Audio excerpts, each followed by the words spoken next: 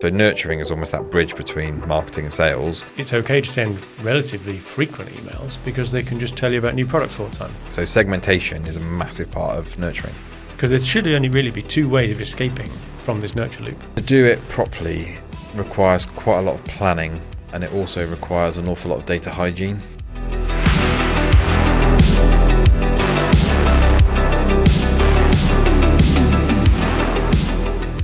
Good morning, Mr. B. Good morning. I've been released. I've been in prison this week. I had heard. Did you get let out for good behaviour? I did. Yeah. I'm on probation. I saw the photos. Very swanky prison. It was quite a nice prison. Is that where Jeffrey Archer went? One of these open prisons. That's an old reference. Yeah. Our younger demographic won't probably. I'm hanging on to that one. You know that one. That's more for our Spotify listeners than our YouTube watchers. Yeah, exactly. Yeah. Segmentation. Go on, then. Explain. How is it per se?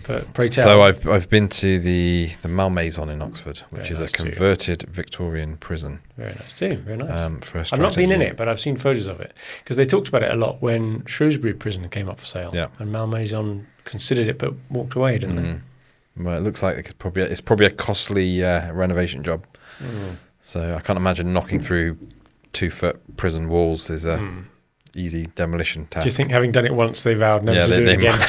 Yeah, it's a one-off. But yeah, so it's interesting. So you're sleeping in the cells? In the cells, yeah. Well, two cells knocked together is the room, and then you've got a third cell, which is the bathroom. Oh, I see. So every 3 cells has now turned into a guest room. I thought it was quite nice. I mean, well, it's a bit of a themed thingy. Themed, and then you've got the whole kind of just that sort of you open come out into the middle area. bit. They must have that bit you see on TV, you know, where you've got the big hole up through the middle and all the mezzanine. Yeah, so you can't go up and down the actual old prison stairs, just because they're designed actually to be different heights. Prison stairs are. Are they? Each step is a different height, on purpose, so that you can't get a cadence running up and down them.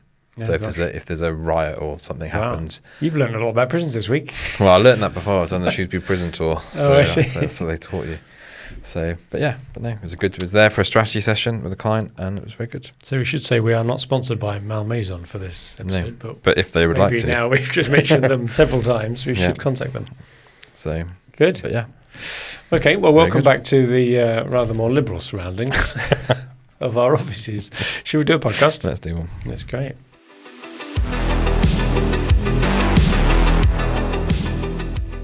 Hello and welcome to another episode of the SME Growth Podcast from Wellmeadow. I think we're up to episode 142. Wow. Who'd have thought? We've stopped talking about darts finishes now. They got a bit boring, didn't they? Getting close to the 150. Don't know whether is that a thing? Triple bullseye. Not for the darts finish. Right. I meant for an anniversary sort of thing or whatever.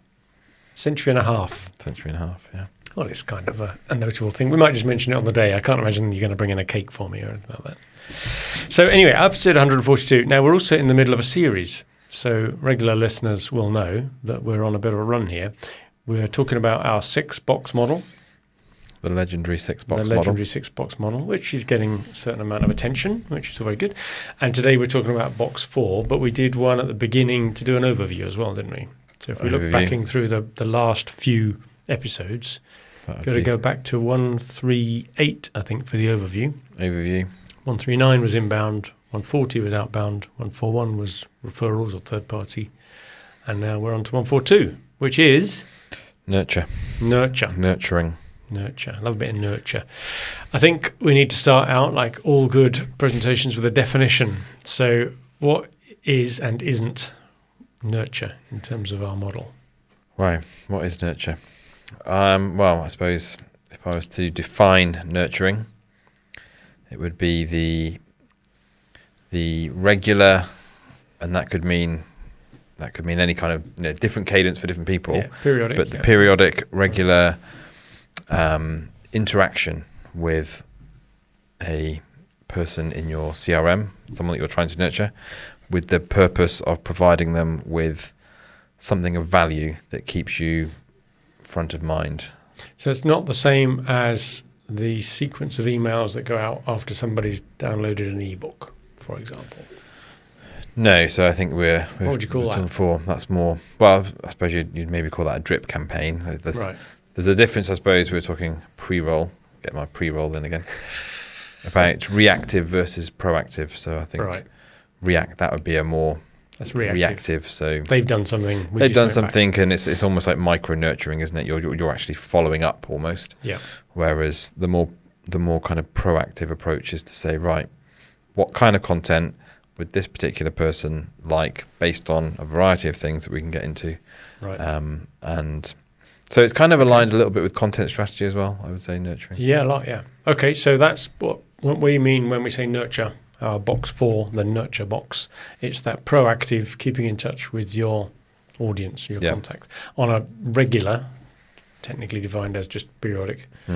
My kids joke that I play golf regularly because I have one match per year. Okay. With my university Depends pals. on what scale you're So measuring. it's a regular once per year. Regular, right? That happens. Yeah. So, yeah, I can agree with the definition of regular in your sense. But I think most people would regard our type of nurture here as more like maybe monthly or perhaps quarterly. Yeah. You wouldn't go down to weekly, would you? Nurture for weekly would be a little bit of a pain. That's spammy. It's a bit like this podcast. You'd want to listen to this podcast every week. I mean, goodness sake. Okay, so it's of a frequency that your audience can, I say tolerate, makes it sound like you've pushed it to a limit. You're finding the sweet spot, really.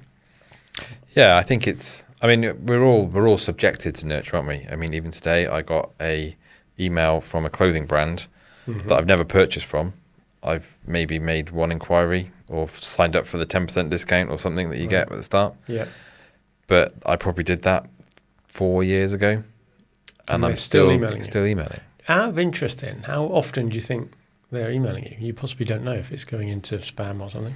You just saw that one. I don't know. I'm going to have a live look. And I actually did this from another company that I signed up for. Right. And I think it's an interesting thing to do is to go in and just export all the dates of when they do that. If you're not driving, dear listener, go and look at your phone now, pick something out of the spam, which is a regular nurture email from somebody, and see if you search for them how often they've done it. So this is from a company. I won't name them. Yeah, because they've not sponsored us. Unlike that famous hotel brand which didn't sponsor us at the beginning. So I've never purchased. Okay. Although, and it's not even particularly aspirational. I mean, I could, if I wanted to, buy a product from them. Yeah. But they sent me something today. Sent me something on Sunday, 21st of September. So whenever that was, a week ago. And then it looks as though every sort of 3 or 4 days they're sending me an email. Wow, and you've had that going for 4 years and you've not noticed? You need to do some unsubscribing for you.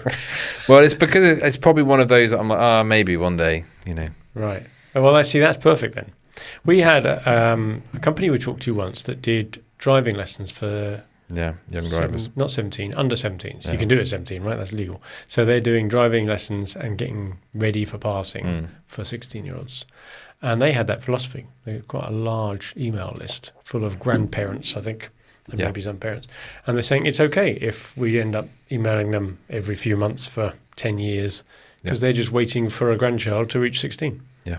We don't know when it's going to happen. Yeah. And I can understand they're right in that. So they, like you're saying there, they're not going to unsubscribe because they think, I'll leave it in there because when it comes around, that'll remind me. But and the marginal cost of emailing me is very, so very the low. reason, actually, that reminds me now, the reason that came up as a particular thing from a HubSpot point of view was that the default in HubSpot is to stop emailing once the contact has not responded for, I think it's 14 emails. They've got a threshold in there somewhere. Yeah. So they call them an unengaged contact then, and it stops sending it out. You can override it, and that was the point. You have to, but in the old days you couldn't override it, and that was this company. But I bet I've opened the email and had a look from this company. So that I probably had a look at it and gone, oh, okay. Yeah, got an open, assuming your Apple phone has told them that you've opened it. Yeah, interesting. Okay, so in terms of, we got straight into frequency there. It could be like you're getting there 4 years worth of weekly emails that you've still not responded to, but maybe on the back of just thinking about it today, you might well go and buy something. Well, and there's others as well, and I think this is interesting. And like I said, if you download or just put it in a spreadsheet and plot it, when you get these emails, what I found was that I was getting a flurry, so maybe one every, this is from a different company, marketing agency. McFlurry. Anyway, I feel like that Waynesford scene, isn't it, where they've totally it's a shame when people sell out and they're just wearing like Reebok. All the merch. Yeah. It's like holding a can of Coke or something. For once, I actually know one of your film references. That's a first. If you book them, they will come. That's Wayne's World 2. Probably didn't make it that far. No, I didn't get that far in. But no, so I took all of the emails from a year that they'd sent me, and then this is dedicated, by the way, dear listener. And I you exported them, and I extracted the dates, and then I plotted the graph to see what the cadence was, because I was interested in the cadence. So it wasn't a regular weekly thing? So it wasn't. So it was a kind of a smattering. So every couple of days, bang, bang, bang, bang, bang, a smattering. And then it would maybe be a month, and then they send me one or two, and then it'd be like a couple of weeks, and I get another one, right? And then another smattering. So I thought, I wonder what they're doing here. And they're a big agency, so they probably have the data to say whether this works or not. I thought I didn't know. And so this goes against what we said earlier, not regular. So there we were saying you should do this regularly, and they're doing it irregularly. But well, I suppose they're doing it planned irregularity. Yeah. Campaigns, and I don't know whether trips that's in between, or I don't know what you'd call that. They're just messing with your head, aren't they? You think you're going to get it every week, then it doesn't appear for a few weeks. Well, I don't know whether it's to say, we'll hit you with a load of stuff. Are you interested? Because we're going to, a bit like this whole 7-11-4 philosophy of, just getting in front of people, multi-channel, see it all. Oh, right, okay. And then if you don't respond, it's like, okay, well, we're not going to pester, so we're going to leave it a little while. Then we're just going to have a touch point again a month later. Yeah. Any interest? No? Okay. So I don't know. So I think with all this stuff, as ever, it's a lot of testing. Yeah. You've got to A/B test this stuff. Find out what your audience is up for. Although I guess if you're in B2C, the behaviours are going to be grouped in a style which is going to be different from your B2B customers, and then the similar product people are going to be different from service people and stuff like that. Because I guess with what you're talking about there, a clothing brand, there could be that it's okay to send relatively frequent emails because they can just tell you about new products all the time. Yeah. And that may not be new, but just new to you, right? You haven't seen that. Well, I would say, so to distinguish between those two, so the clothing brand one, like I say, that seems to be a more regular cadence. Yeah. And they're pushing a product. They've obviously got winter, summer, spring, autumn stuff to push. Yeah. So there's a clear way of, kind of giving me new content. Yeah. B2B doesn't really have that same. Whereas the agency, that's like, the emails that I would get is, do you want a call? Right. It's at that level now. Kind of, are you interested? Do you want more clients? It's they're not having to come up with loads of content to give me. So is it the same email all the time? No, it's different email, but I imagine it's all probably automated. Saying the same thing. The call to action is pretty much the same. Book a meeting. There's probably a 2-year sequence. And they don't. I'm not a big fan in the B2B world of them going a bundle on the whole seasonal stuff and trying to have a Halloween themed campaign and then a Remembrance Day and a Christmas one. Ultimately, the message is the message, regardless of what the weather is outside, right? For B2B, unless you want the SME Growth Christmas podcast. We're going to do a Christmas one. Oh, no. You're going to make that happen, aren't you? I saw the advert the other day for that beer brand that we've both used before. They do an advent calendar. Pre-order now. 60 quid. No, 70 quid. That's gone up. 70 quid. Free delivery. 24 cans. I know. Maybe we should have a raffle, a prize, a quiz or something on the SME podcast to see if people win one. Okay, so frequency is a whole topic on its own. But the point here, and we sort of skipped over this at the beginning when we talked about the proactive versus reactive, companies are usually sat on big hordes of data. They've got lots of contacts in the database. And lots of them don't do nurture at all. Some of them do it a bit and maybe they could do it better, but lots of them don't do it at all. It's a phenomenal asset. And it's one of those things that if you're selling the company, you'd probably brag about it. That you'd probably certainly be asked during due diligence, how many contacts have you gone down? Oh, 10,000, that's very good. How often do you speak to them then? Well, we don't. And that's the missed opportunity, isn't it, really? So for a start, you've got all these people that somehow or another you've legitimately come across their name. Maybe you've had emails from them in the past, done business with them or whatever, and they're all just sat there doing nothing. Yeah. So like you say, at least do something, and even if, and I think the first rung on the ladder here is just send out a newsletter.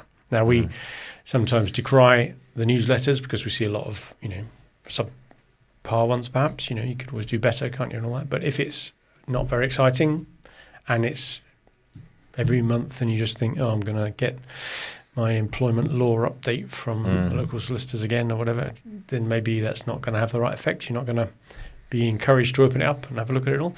But at least that's something. Yep. And like you say, even if you don't open the email, if you've seen it on the list, they'll think, oh, our open rates aren't very good, but you could still have seen it, and that name has popped up. Some of it is sort of fridge magnet marketing, isn't it? Yeah, Presence. that's a good point. But I think as well, to do it properly requires quite a lot of planning, and it also requires an awful lot of data hygiene. Yeah. To really do it well. Well, that's on two fronts, I think. Data hygiene, because you've got to have an email address that won't bounce. But arguably, and we've said this before, the more you do it, the easier that is, because by emailing regularly enough, you get the bounces when they happen in dribs and drabs. Whereas let's say you decided to do that now and you haven't been doing it for a long time, you're going to have a much higher bounce rate because people have moved on. But I'd expand it beyond email addresses and say it's actual information about who you're doing. So segmentation is a massive part of nurturing. Yeah. In order that, there's no point sending me things that I'm not interested in. So you've got to try and figure that out.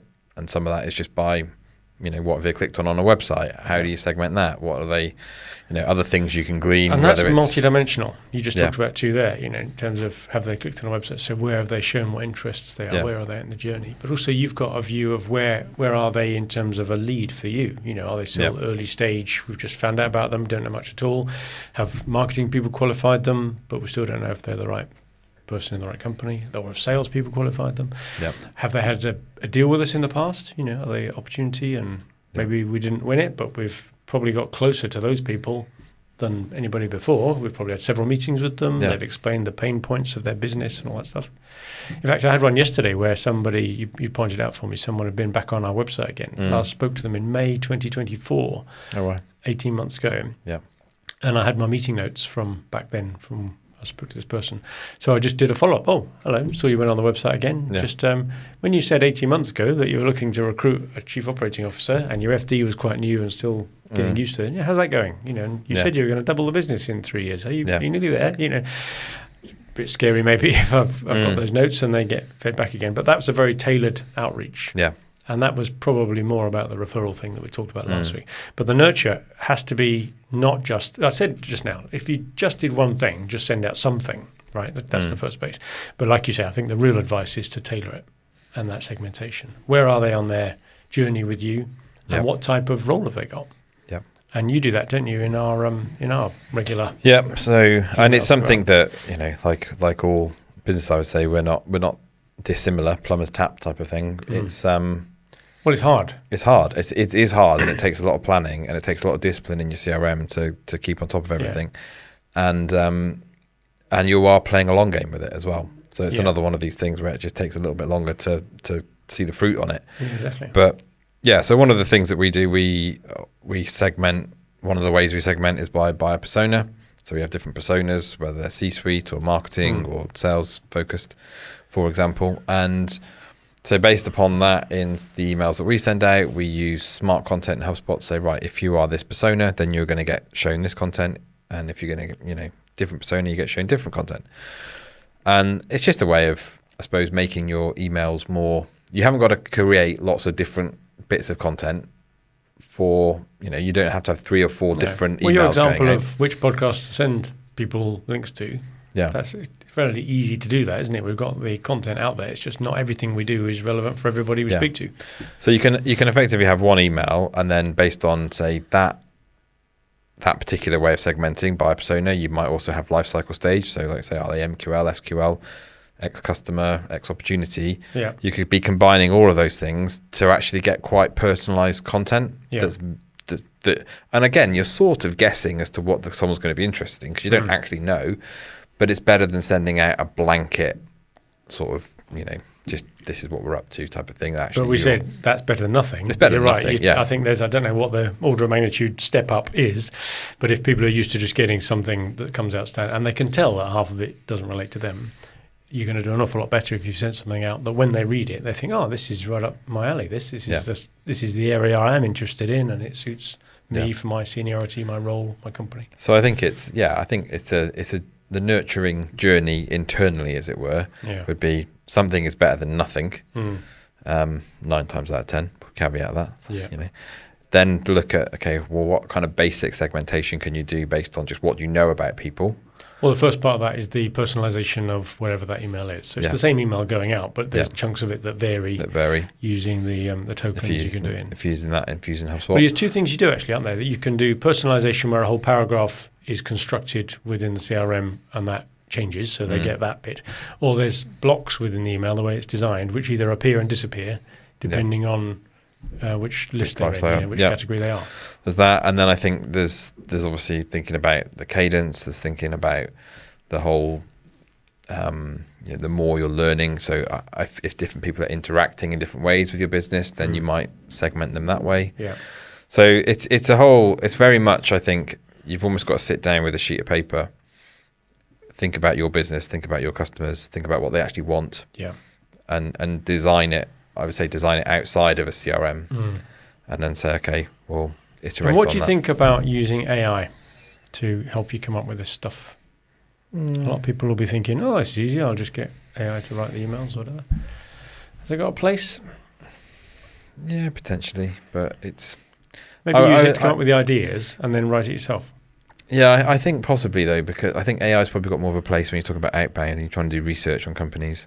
At scale, yeah. At scale, and you're trying to make that work for you. Although, yeah. So I suppose if you're sending out 10,000, a list of 10,000, you could still personally handwrite 5 different versions, and each of those versions go to, on average, 2,000. That's you can imagine doing that, can't you? Yeah. Whereas you're right, outreach, you'd need 10,000 different emails. So I think I think because you're trying to almost group people into buckets here. Yeah. There's not. I mean, you can still personalize to a degree, but I suppose more you're trying to say that this is what we're doing. This is something that's of interest. We're trying to just bring you on that journey with us, type of thing. So there's a slightly, I suppose, more personalized feel internally, if that makes sense. I think there's talking about it. You mentioned earlier as well about that life cycle stage, or rather where people come into it from and the tailoring it from that point of view. One of the examples we've got is the X opportunity, which we just talked about just now. So you're getting quite close to a company, you don't win a deal, and then off they go, they're back into your nurture pool. If they just get whatever you've just talked about, then they're not any different to anybody that's just come across you for the first time. But you do know a lot more about them. So we have a workflow in our system that 6 months after we've lost a deal, and then on a cadence after, it keeps contacting just to keep in touch and not to say, we've got any sour grapes for not winning it. We appreciate you had your reasons at the time, but time moves on. Hope that's worked well, but if not, you know where we are. We were considered to be a worthy alternative back then, and you went a different route, or the project didn't proceed, or the budget wasn't available. It's just to prompt you to say that, is it worth opening up again? So I think it's that you can often forget that sort of cohort of people that are in your CRM or ecosystem, because when a new marketing, if you're doing a marketing campaign, there's a lot of focus on that, and a lot of energy goes into it, and contacts that come through that, everyone's great, we've had a contact, we've had a lead. The sales piece, you're looking at that and going, we're talking to people, we're moving someone through a deal pipeline. There's a lot of energy and focus on that. Well, what happens in that in between bit? So nurturing is almost that bridge between marketing and sales. There's a lot of people in that. For most, if you're only talking normally to a small cohort of people in your sales pipeline that as a percentage of your entire, it'd be an interesting number to actually know who are we talking to as a percentage of our entire ecosystem at both the marketing side and the sales side, more the sales side. But there's this huge cohort of people in the middle that are sitting there for some reason are interested in your business. Yeah, they haven't unsubscribed yet. And it just may be, and it could be a timing thing. Remember when we described using our pictures as words, where the boxes were on the page. In the middle was that decision diamond of, are they ready to buy yet? So the leads come in, and if they're not, they go into this thing we're talking about today, the nurture loop.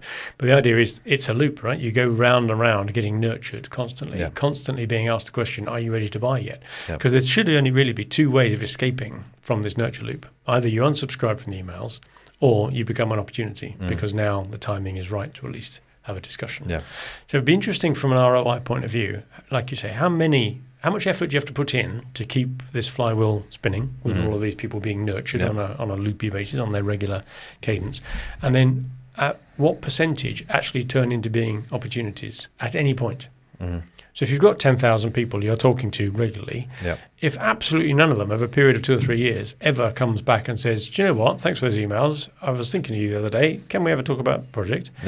Great, brilliant. But if none of them do that, then maybe you question, is it good quality, what you're putting out? But maybe your market doesn't respond to that. Maybe you've got enough brand awareness and they'll come your way anyway, or people only have an opportunity once and then that moment passes. And they'd never have to buy that thing again, or maybe the frequency of buying that product is so far apart. If you're buying a caravan, you're probably not buy one every year. It might be a 5 or 10 year cadence. If you, I don't know, all sorts of life events, you're organising a wedding or something. You just don't need them that often, or the driving lessons for the 16-year-olds. So maybe you just think what is appropriate for your business, but maybe calculate that ROI. How much do we get reward from having kept in touch with all these people? However the quality was, we just at least kept our name in front of them, and then when the opportunity came up, they did or didn't. What's the percentage? And I think as well, looking at like what are you learning? So rather than just say here's a load of stuff that here's a load of updates or something around regulatory stuff or whatever it is that you're doing, then it's like, okay, well, what do we want to learn from this particular set of emails? So if they click on a particular link, okay, they're interested in AI or they're interested in, sales or marketing. You can start to build up that customer, kind of constant profiling of people. But also I think it's not, so there's the ongoing piece of nurturing where you're just trying to stay in front of people, fridge magnet type of thing. But once you've got the email address, I mean, not to abuse it, but the marginal cost then of actually using an email address is, well, let's just cover that topic, the difference between nurturing and spam. Right. What we don't do here is when we talked about outbound, remember before, you may well get lists of people that you'd like to reach out to, targets that you don't know. So they wouldn't be in your contact database to start with, but you maybe procure the list, you'd maybe buy lists, or there's ways of people doing lead generation for you as a service. If we go through that outreach campaign and it ends unsuccessfully, we have no engagement with them at all, that person doesn't become a marketing contact within our system, and we don't nurture them. There's nothing to nurture if they've not shown any interest at all. So we're not just buying data and then spamming people constantly just to see if they want to buy it. We try and get in touch with them from a stranger position, but then if they don't respond, we let it go. So you can't just buy data and annoy people with it. So that's the point you were making there. You got their email address. The marginal cost of sending it out is low, other than reputationally for your email. I mean, So I'm assuming they've given you've got their email address from a legitimate reason. You've had some interaction. They downloaded something. They've taken. They've had some value from you.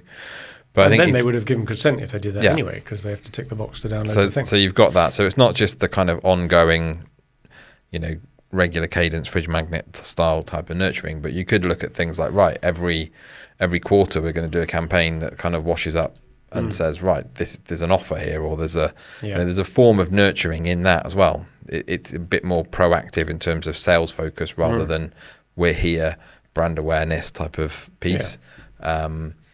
You're almost, and that's not going to suit every business, because not every business has something that they can do and offer on. But it's worth thinking about if you've got something probably more product-led rather than I've certainly seen some, or something. And maybe we should talk here a little bit about our referrer incentive scheme, which we built once again within HubSpot, little sort of automations within there, that if somebody forwards on their nurture email to one of their colleagues or a friend and gets them to sign up for it as well, we have this mechanism that rewards them a point, and we thank them for that, and then when they got a certain number of points, they get a mug. Or a t-shirt or whatever the merch is on it. And I think that is a mark of whether what you're doing is really going above and beyond. You're not just persuading people to not unsubscribe and to keep it there, but they're actually prepared to share it wider. And the bits that work well is when we're sending out economic updates or whatever it may be that is deemed to be more shareable, and then you're broadening your base, aren't you? So maybe that's something to think about, not just how do we communicate with the existing contact base that we have, but how can we get them to share it a bit more widely so we can build that contact base on a voluntary basis and talk to even more people. I think all of this is you've got to have something to say, haven't you? You've got to have something. You've got to have something interesting that people want. You've got to, and I think part of the nurturing is you've almost got to be. It's not quite a voice of the customer, but you've got to be talking to your customers to say, well, what do you want to hear? How can we keep adding value to you? How can we keep? And some products don't lend themselves to very frequent updates, right? You're selling the same thing, and people know that every now and again there'll be an update to it, and there'll be a slight new feature that you can tell them about, but they're not happening every week. So I've seen some very effective versions of this where the email comes out just with a dad joke in it every week. It's not to do with their product, but it means I don't unsubscribe because I think, oh, well, there you go. I'll open that up and have a chuckle. I get a magazine every month from my professional institution, the electronic engineers people, and I go straight to the gadgets page because they do a decent feature every time of what gadgets have they come across, usually weird and wacky stuff. Yeah. And that might draw me into the rest of the magazine, but it certainly stopped me from unsubscribing from it. Yeah. Just because I think, oh, yeah, that's pretty cool. Yeah, I think sometimes it's those adjacent things, isn't it? You don't have to. Well, back to your point, that's what I was feeding off. Find something that your audience is interested in. Yeah. May not always be your product per se, but the fact that you're passing it on, you're getting the association, aren't you? This the curation, isn't it? Content curation was a big thing a number of years ago, wasn't it? Yeah, true. Curate other people's content, and so much of it around. The value is in the assembly of it all, rather than in you having necessarily come up with something original. And we talked before about maybe some of the knowledge that we have that people would like to pick bits of in bite-sized chunks. So you could end up getting people to sign up to, a daily 5-minute, bite-sized thing to read and learn about or understand. Yeah. Good. Okay. Nurture. Box 4.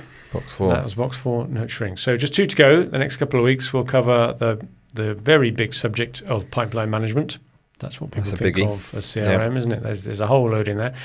And then post-sale, that's the whole looking after your customers, key account management, on-sale, cross-sale, land and expand, net promoter scores, customer satisfaction scores, and even the support activities that happen even beyond that, including sport tickets and onboarding new customers and all that.